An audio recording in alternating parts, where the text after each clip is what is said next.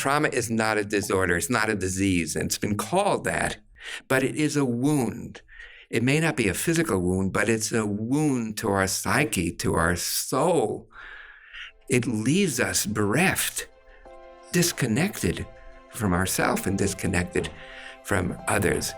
So it is a wound that can be healed if we know the right tools and can apply those tools.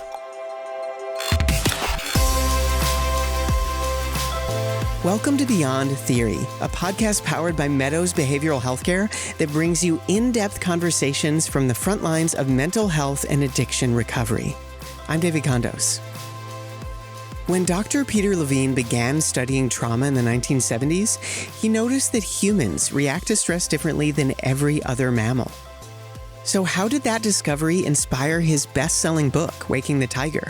And what can learning about an animal's response to trauma teach us about healing the wounds in our own minds? Let's get out of the abstract and see how this applies in the real world. It's time to go beyond theory.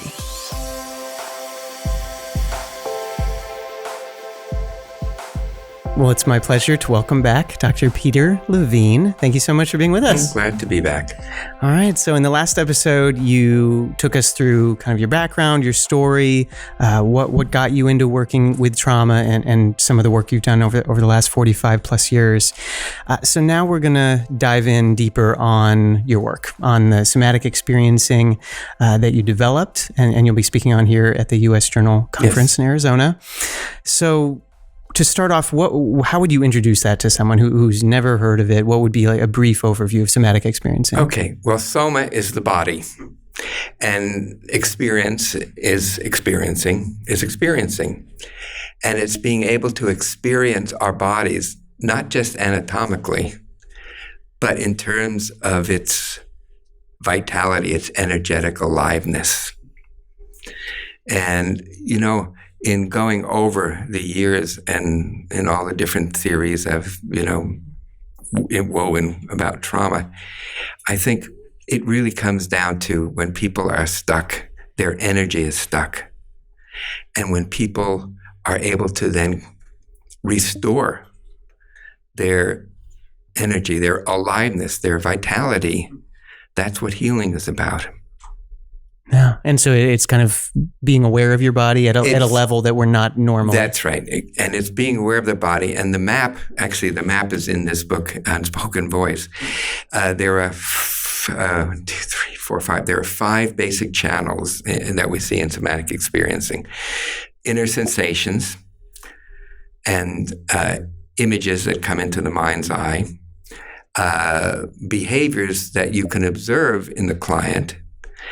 Affect stands for feelings, emotions, categorical emotions like anger, fear, sadness, surprise, disgust, but also softer feelings, what I call felt sense feelings.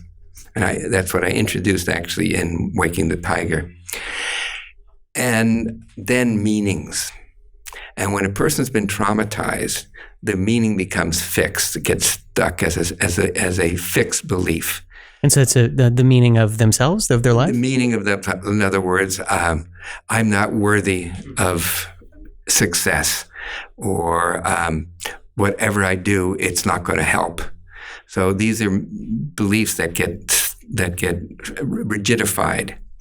And when you work with the person and they learn to be able to identify and follow their inner body sensations, tensions, tingling, vibration, trembling, warmth, waves of warmth, all of these things take the person into a new experience, an experience that really contradicts the experience of overwhelming helplessness. And it helps us have these new experiences, and from these new experiences to have new meanings. Not fixed beliefs, but new meanings. Like, I am able to love and to be loved. I mean, that's a big one, where before it might have been, I'm unworthy for love. So having, again, these new experiences. Yeah. And so you mentioned that phrase, feeling stuck, so something stuck. And I think that is also related to the research, so what you were seeing in animals. Yes. Right. And so tell us about that, because that was a big part of how you developed That's this an important years part. ago. That was really the origin of how the whole thing began. As again, I was working with people in the 60s and 70s.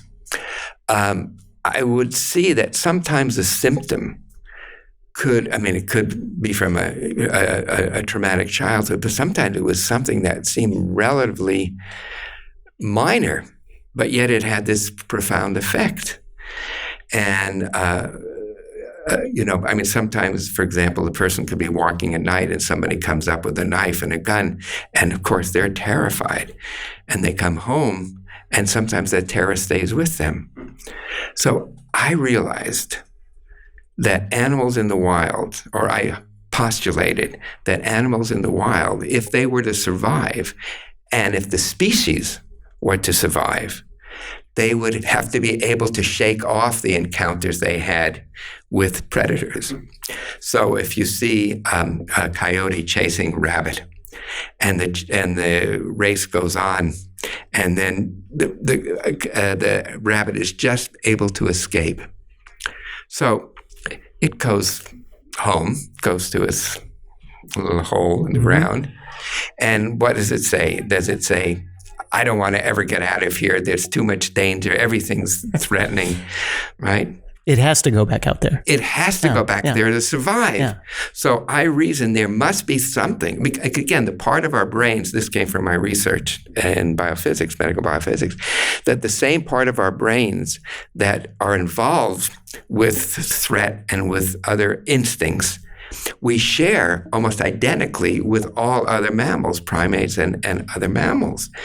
And so there must be something that they do or something that they don't do that gives them this relative immunity. And if that's the case, how can I use those to help people also develop in a way retrospectively that capacity, that resilience, that immunity to being traumatized. And so I spent a lot of time observing animals in many different situations. And in many of my travels around the world, I would be able to speak to different like wildlife managers and so forth. And I told them about what I was observing in my clients. And I remember one African, I think he was from Kenya. He said, "Oh, exactly what you're describing, which were these gentle trembling and shaking.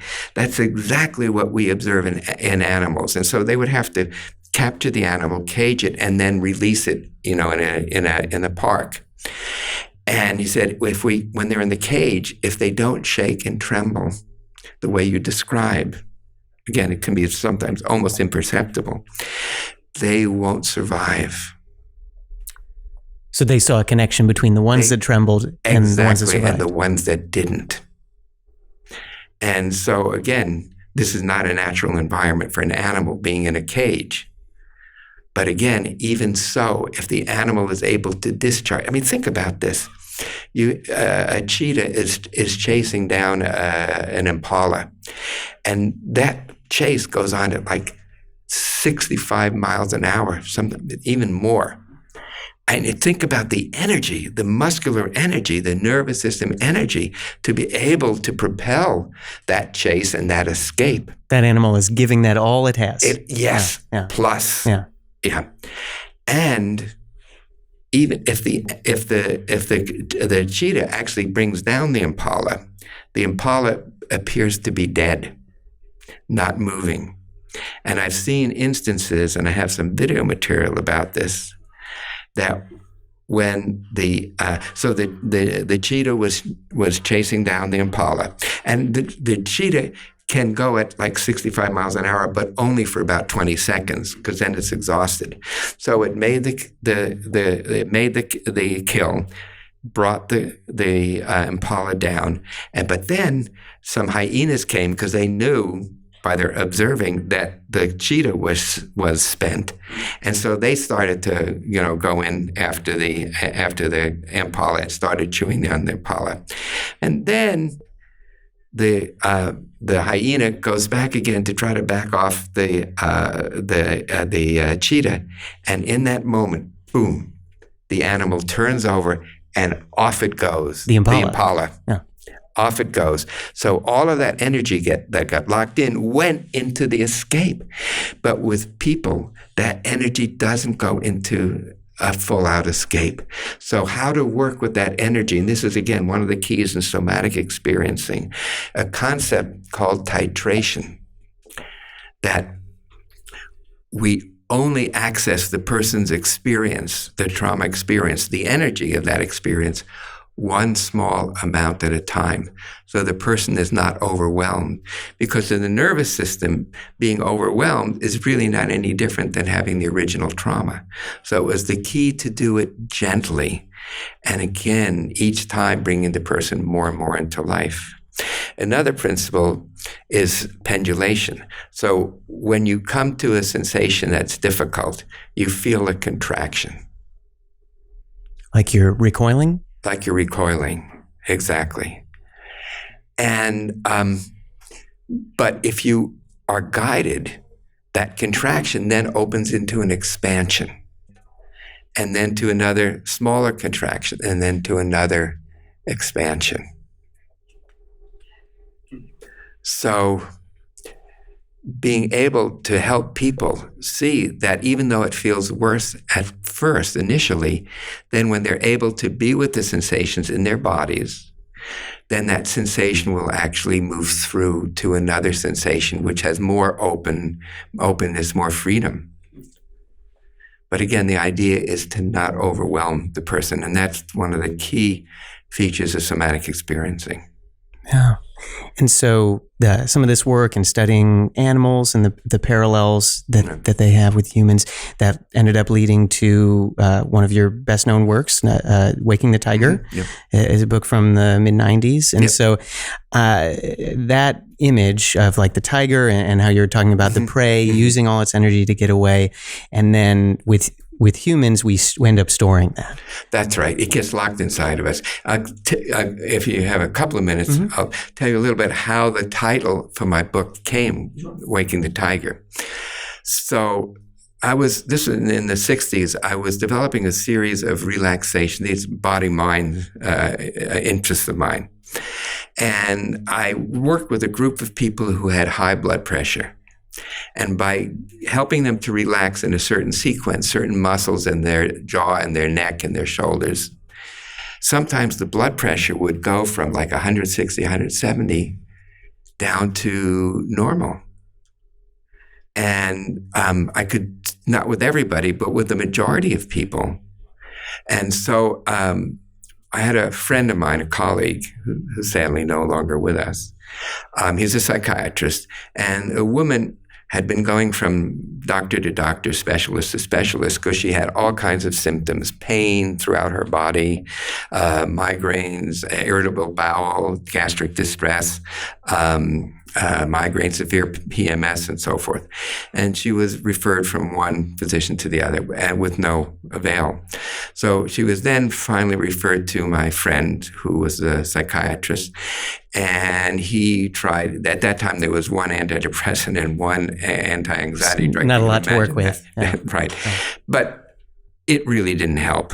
So he thought that maybe my exercises would be useful for her to be able to get her at least to relax, because she also had severe panic attacks. So she was unable to leave the house without her husband at all. I mean, really, and even then it was an ordeal. So it was an ordeal when he brought her to my office, and I tried to reassure them. And so I began to help her relax. And her heart rate was about 150 beats a minute. So I used my procedures to get some relaxation. And her heart rate started going down and down and down to an almost normal level. And then, boom, it shot up, like up to about 160 beats a minute. And I didn't know what to do. Remember, this was the very beginning of my explorations. So what do you think the stupidest thing anybody could say at a time like that? I don't know. You must relax. Relax, Nancy. You must relax. And to my relief, her heart rate started going down again. And it went down to 90, to 80, to 70, to 60, to 50. And she turned pale. And she opened her eyes and just riveted my eyes with hers and said, I'm dying. I'm dying. Don't let me die. Help me, don't let me die. In that moment, on the far side of the consulting room, I saw the image of a tiger getting ready to spring into action. And I said, Nancy, there's a tiger chasing you. Run, climb those rocks and escape. And I could see she still was terrified. And I said, it's okay. I gave her a little extra support. You can do it. I know you can do it. Just feeling your body, feeling your arms, feeling your legs. So for about 30 or 40 minutes, her body would go through, her hands would be freezing cold and then warm. There'd be deep, spontaneous breaths. There'd be gentle trembling, sweating. Then her hands would turn really warm. There'd be, again, full, spontaneous breaths, spontaneous _ breaths. And then towards the end of the session, she was just so deeply calm. Her color was, rosy. And she opened her eyes and looked at me. And this time, not to grab onto my eyes, but to engage with me. And she said, do you want to know what happened? And I said, yes. And she said, well, when you told me about the tiger, I was terrified. I mean, I'm terrified all the time, but I was really terrified. And when you said to run to escape, I felt like I was trying to run in quicksand, in mud. I just couldn't move my legs. But then when you gave me some encouragement, I could feel myself running and climbing. I'd feel my arms climbing the rocks, my arms and my legs climbing the rock. And when I got to the top, I looked down and I saw the tiger, and I knew I was safe. And then the tiger image disappeared, and I saw myself 20 years ago, when she was 4 years old, being held down by doctors and nurses while she was a mask was forced onto her face for a tonsillectomy. And so for 20 years, her body had wanted to escape, but she couldn't. From being held down in that surgery. Okay. And it was there, ready to escape, like the Impala was ready to escape when the coast was clear. She was ready to escape, but she couldn't. And then in the session, she could complete that running response. And then she also said something very interesting. And and I asked her a little bit, can you describe what you're feeling? And she said, it feels like I'm being held in warm, tingling waves. And that gave me another clue that trauma, of course, can be hell on earth, but trauma transformed can be, I guess you could even call it a spiritual experience. Her feeling warmth and being held by hands, by caring, loving hands. So that was another piece that I started to realize that was much more common than not common, that people would have, not just that they would, quote, get rid of the trauma, but they would be able to transform into very positive, salubrious experiences. Yeah, and so that gets back to the Impala analogy and kind of completing that escape. And so why do you think that is so important? Why, for humans who aren't actually fleeing a tiger, we're fleeing some other kind of trauma? Yes. Why is it important to that action of following through and completing? Well, because we are animals. Mm-hmm. And when we are unable to complete a response, that's when the trauma gets locked in us. I describe in an unspoken voice an experience that I had, I think 2005.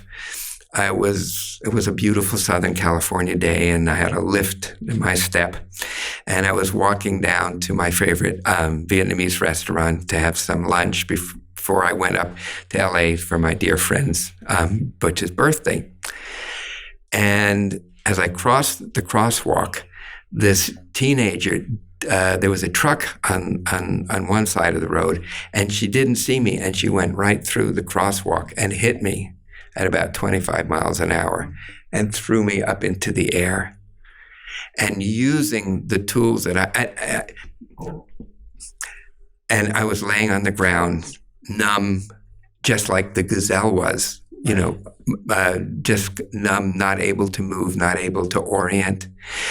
Thankfully, a woman came over and she sat down, and she announced herself as being a doctor, actually a pediatrician. And I remember thinking, that's exactly the kind of specialty I need right now.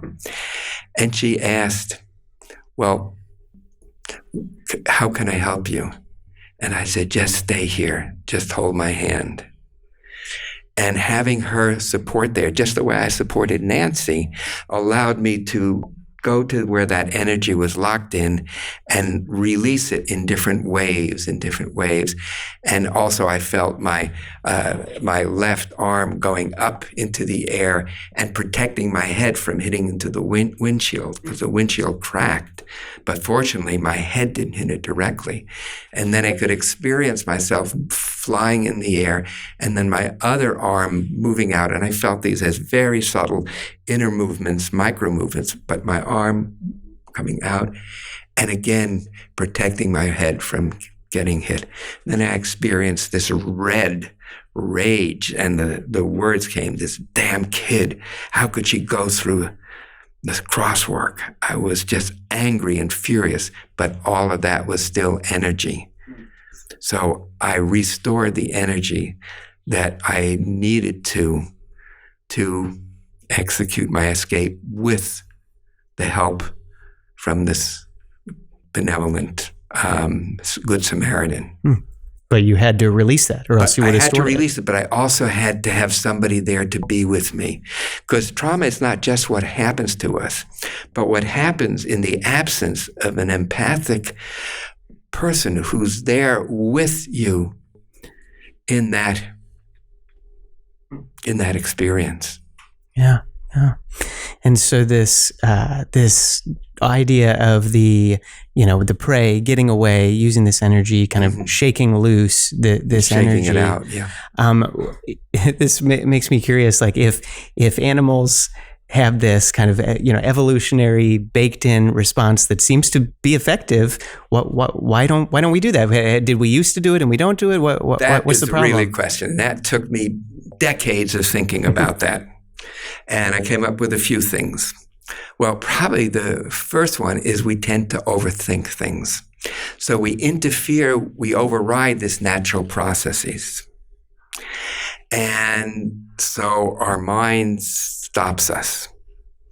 But then once that's happened, then we're more likely to be, to accumulate stress and trauma after that. And so our mind thinks it can think its way out of it? Think its way out. And you see, people who have been traumatized, they really try to think their way out of it, but you can't. It's not a thinking thing. There's a poem sometimes I recite to people, when they're really struggling to just let go of their mind and come to their body experience. And this is a poem that was written by a 10-year-old Uganda girl. And it is, I have a little brain that's tucked safely in my head, and another one that's in the air instead. That one follows me and plays with me in bed. The other one confuses me, the one that's in my head. So again, going from the mind, which is interfering with the process, back to enlisting the living knowing, the living sensing, so that's knowing the body. Somatic experiencing. And that somatic experiencing in a nutshell. Yeah. So just listening. to your body, being listening aware. to our bodies, attending to our bodies. Yeah. And so, as you mentioned, you have been at the Meadows this week. You've been, training. You've been kind of working on the front lines. And so, how does this integrate with, addiction treatment, with mental health treatment, with the Meadows model? How does that all work together? Well, again, I think people are realizing that addictions are driven, compulsions are driven by trauma and other negations of our life force. So you have to be able to, what do I want to say? To be able to heal those wounds, and because the wounds drive a lot of the addictive behaviors. You think about somebody who's depressed, and they come across amphetamines or cocaine, and all of a sudden they feel energized and they feel like they can talk with people and like that's fixing the problem. Like it's fixing the problem. But the problem is when you get an exogenous coming from the outside, it doesn't work. You may get that rush, or if it's an opioid, get that feeling of, like, but not only it doesn't last, you need more and more to get those sensations. So you have to work not just with trauma, but with getting to those experiences of empowerment and mastery and feeling good in oneself, because then you don't have the need for the addiction anymore. So you can't just try to get the person. I don't disagree at all by the use of like opioid agonists and so forth, to help people detox. Yeah, that's one tool. That's one tool. Yeah. But until the person's experience in themselves changes, then the situation itself hasn't really changed. Yeah, and you described it as a wound. I describe it as a wound. And I think that's an important distinction. Could you talk about why trauma is more of an injury? Because trauma is not a disorder. It's not a disease. And it's been called that. But it is a wound. It may not be a physical wound, but it's a wound to our psyche, to our soul. And it leaves us bereft, disconnected from others, and disconnected from ourselves, and disconnected from others. So it is a wound that can be healed if we know the right tools and can apply those tools. Yeah. All right. So we've explored how this somatic experiencing can work in a clinical setting and when you're training people. In a more practical sense, what's something someone could do? I know you said you might be able to take us through an exercise. I'll do that, but let me give you some just kind of general kind of things to do. What depends what the addiction is or what the situation is, but when you feel the compulsion, to try to just take a moment to stand back from the compulsion enough to sense it in your body. Or if you're feeling anxiety, to sense or fear, where is that in the body? And then by being able to attend to it in this kind of gentle way, then the sensation moves from constriction to expansion, to constriction and expansion. And so then the person starts to move through it.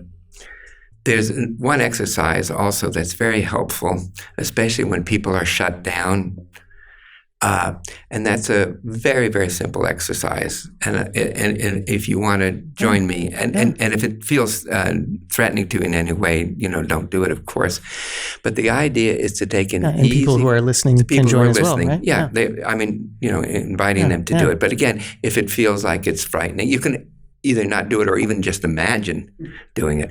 And the idea is taking a full, easy breath, and on the exhalation, making the sound woo, as though it's coming from the belly. So I'll demonstrate it. And then let the air and the sound all the way out, and then just let the next breath to come in, filling belly and chest, and then again, woo.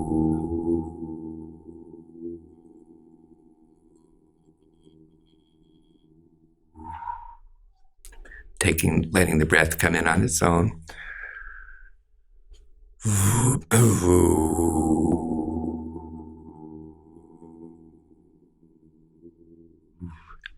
And just notice sensations, feelings, thoughts, pictures, images. Just noticing. And then noticing what else happens or what happens next. And that's, again, the key of moving things forward in time. Trauma is getting stuck at a certain time. This is moving through time, back into from there to here, present time. And so an exercise like that, what does that do that not doing the exercise doesn't allow you to do? Does it allow you to focus more? Well, it allows you, I can explain the physiology, but that takes a little bit of time. But just to say, in our guts, when people talk about gut instincts, gut feelings, it's literally coming from our guts. And there's a nerve that goes from the brain to the guts and sends messages from the brain to the guts. But actually, the great majority of those nerve fibers, it's the biggest nerve in the body called the vagus nerve, sends fibers from the guts back up to the brain.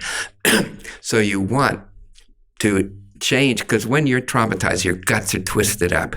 So you want to get a new message from the guts back up to the brain that says, you don't have to be twisted and wrenched anymore. And this helps send a new signal from the gut back up to the brain. A relaxing signal. A relaxing signal, you could say, a relaxing signal. Oh, all right. Well, yeah, thank you for sharing that. Yeah. Oh, gladly. Okay. All right. Yeah. So we'll wrap up with two quick things that we can leave listeners with. First one is for someone who wants to dive in even deeper on these topics on healing trauma. Sure. What would be a book, a resource that you'd recommend for them to look into? I can mention, if it's okay, some of my books. Waking the Tiger was really the very beginning of people writing about trauma and certainly about the body, trauma in the body. Yeah, you said at the time when you released that in the mid-'90s, there was only one other book? One other book, Judith Herman's Trauma and Recovery. One other book. That's incredible. Isn't that? I mean, there are literally hundreds of books on trauma now. And and then I also wrote a book to kind of help people, guide them through different exercises, including this one. And that was the thing I did with Sounds True, called Healing Trauma, a pioneering program for restoring the wisdom of our bodies. And then I wrote a couple of books, co-wrote a couple of books with one of my students on children. One is called Trauma-Proofing Your Kids, A Parent's Guide for Instilling Confidence, Joy, and Resilience. And one for therapists and educators called Trauma Through a Child's Eyes. Then I wrote this book in an unspoken voice, which really gets at the substance of the SE approach. And the full title is An Unspoken Voice, How the Body Releases Trauma and Restores Goodness, which is just what we've been talking about, really. And then the most recent book is there's such misunderstanding about trauma memories. And traumatic memories are very different than ordinary memories. Very, very, very different. Like the body stores them differently? How the body stores them. Sometimes they're called procedural memories or body memories. And so I wrote a book called Trauma and Memory, Brain and Body in the Search for the Living Past. Then there are a couple of other books. One book that I think are very important, one written by two from very good friends of mine. One by Bob Scare, called The Trauma Spectrum, an excellent book to really overview the whole trauma. And then Bessel van der Kolk's book, The Body Keeps the Score. So those are two really important books, seminal books. Yeah. Oh, yeah, glad we have more than one book to turn people to. Right. Because the mid-'90s, that's not that long ago. No. That's interesting how far society has come. Yes. Again, you ask, is it mainstream? Well, that's some indication that it is. Yeah. All right. Well, just to leave listeners with one last word, what's a favorite piece of advice that you'd like to share that's meant a lot to you? You can get help. You can get guidance to move through traumas, no matter how deep and painful they are. There are ways. There are tools. Without tools, trauma rules.